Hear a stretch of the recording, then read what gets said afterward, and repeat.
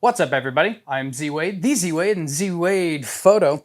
And this video is not meant to bash Nikon, which is my ecosystem. Some of the reasons that people dislike Nikon as a business, I actually find myself kind of respecting.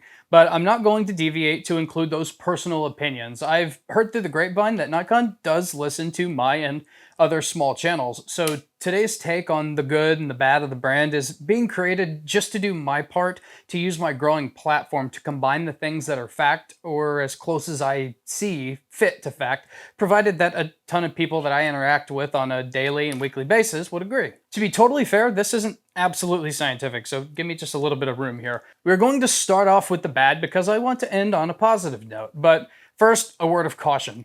I encourage you to participate in the comments and simply say agree or disagree. I also encourage everyone to elaborate or add items if they wish. If you want to add something you don't like about Nikon, this time I require and challenge you to just say something nice about them too. If you don't shoot Nikon, tell us what brand you use and one good and bad thing about the brand. This is the only way that this video is going to remain professional and respectful. So this time I can't allow blatant inflammatory comments to turn my comment section into a circus, as I want this video to go all the way to the top. Which brings us to issue number 1. Nikon doesn't seem to listen to its customers. I have found very few people who disagree with this item. If anything, they agree or don't have an opinion on the matter because they don't have time to care. What a beautiful way to live. I envy you. Nikon users I've found are increasingly quite vocal, a sign of being dissatisfied, about what they want, and YouTube is full of gripes and demands from both Nikon and non-Nikon users, yet it feels like Nikon is always way late to the party with fulfilling those wants and desires. From what I've seen over my career, this is basically a Nikon tradition, which brings us to issue number 2. Nikon is a very arrogant and old school company. I've been a Nikon shooter since day one, literally my entire career. In the entire time, Nikon has had this we know best and we are the best kind of vibe. Okay, so as a business owner and having lots of experience in the service sector, the customer isn't always right, but this kind of reflects back to issue number 1. The crowd has spoken, let it be so to the best of your ability. Nikon is a manufacturer of products, not a restaurant where it's easy to comp a meal for a Karen customer who complained that their well-done steak was too dry, even after they surely dipped it in ketchup. Manufacturers, more than anyone, have to balance between tradition and progression, and Nikon is getting better, but still very much stuck in their roots. Here's an opinion.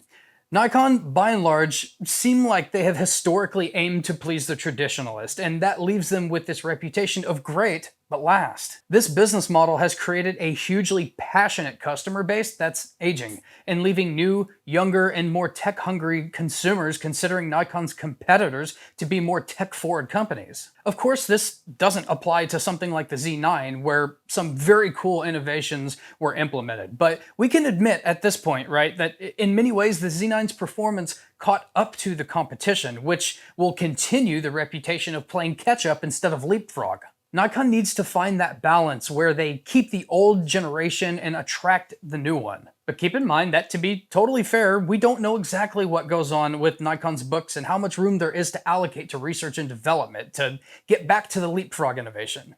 Our next issue is Nikon's marketing sucks. I couldn't find out why everyone was furious at the Z7 being a D850 replacement. Mainly because I couldn't find a piece of written marketing or advertisement by Nikon that it was a replacement. It seems that YouTube basically saw both cameras had 45 megapixels and ran with the assumption and destroyed the reputation of the Z7 before it even had a chance to develop one. The Z7 and Z7 II are awesome cameras, by the way, and besides autofocus, let me know in the comments how it's not better than the D850. You know what else I didn't see? I didn't see Nikon Consumer Relations or the marketing team come out and say it's not a mirrorless replacement for the D850. Damage control and marketing are kind of one and the same to me, and Nikon just let that one ride.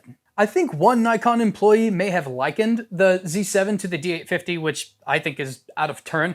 But other than that, if you saw some documentation where Nikon was advertising it was a mirrorless D850, I'd love to see it. That's one case, but let's talk about the continuing issue. Nikon doesn't build any hype with its consumer base or potential new customers. No fancy trips, no once-in-a-lifetime photo shoots, no press release even. There's, nothing. No reasonable timelines, which granted has its own inherent issues, but Come on, like we need something. Nikon, I love you, but in a perfect world, you're going to get leapfrogged before you leapfrog someone else anyway. So the hyper secrecy and maybe simply lack of market hype, whatever it may be, is leaving your loyalists like me bored, and in some cases concerned if there's anything at all to be realistically expected. Nikon is also super late to the influencer party, right? So many of their influencers don't even have anything nice to say. What? Why? From a marketing standpoint, that is a bad business move. Give something to someone who comes from a position of non-bias. And arguably, it's not any better to give new things to positively biased Nikon users. You know what people want? Is honesty. Someone who loves the brand but isn't afraid to offer improvements from time to time and hold you over the fire for big goofy mishaps. Heck, send me new things to try out for honest hype building, or ask me who I trust to be honest, and I'll give you the names. You can find my email in my About section on YouTube. I'll hook you up, Nikon. As you can see, this is my biggest issue with Nikon. I want them to bring excitement to my patients so the wait doesn't seem so painfully boring. It would take too much time for this video, but Nikon, if you are listening, I have a super cool, fun, fresh idea to make yourself the most integrated brand-to-consumer camera company out here. My email is in my About Me on YouTube. You know where to find me. I don't even need a sponsorship or a shout-out. I'll pitch this for free. We're about to jump into the good of the Nikon brand, but before we do, I want to invite you to subscribe to the channel and like the video. And make sure you like to your friends by telling them if you don't join us at 𝑧wade_photo on YouTube, Leica won't send them that free camera that you promised. Nikon, I'm going to give you a virtual hug because we're still friends, and I'm about to shower you with compliments.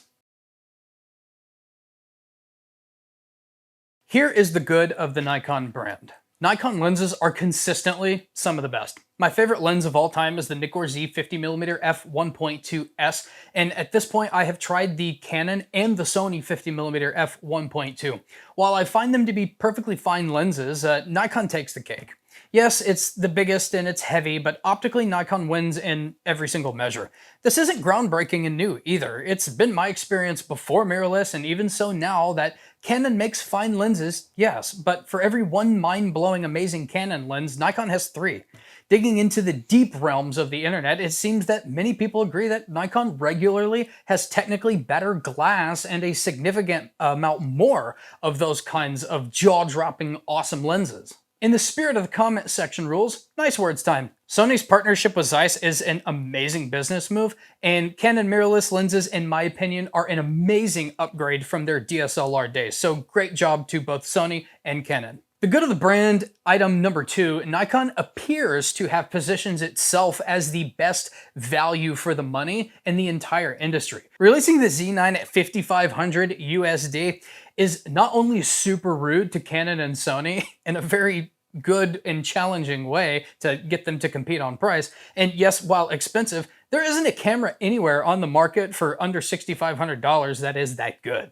Their lens selection has some incredible value picks in it. The 40mm f2, the 28mm f2.8, and the MC105. Ooh, that one especially, but all of those lenses are incredibly high value for their price. Nikon seems to be pricing many of their lenses by their construction, not by their performance, and even though I like metal and weight, that is a trade-off that I will accept because, geez, Nikon lenses are super good. The good of the brand, number 3, this wasn't my opinion until recently when I really spent some time with Nikon's competitors, but the crowd says, and now I agree, that Nikon's ergonomics, straight up, are the best. The grips are big enough to hold securely with gloves when it's really cold outside, and with a gloveless hand, the camera's balanced with one finger, right, in those nice deep grips. Nikon and other brand users alike seem to like the button placement, and after using the other stuff on the market, I agree. Nikon just seems to understand ergos and the real estate of their cameras when it comes to buttons. Most consumers and testers seem to agree that the space between the Nikon Z camera grip and the lens barrel is just better. Let's face it, Nikon and comfort go hand in hand.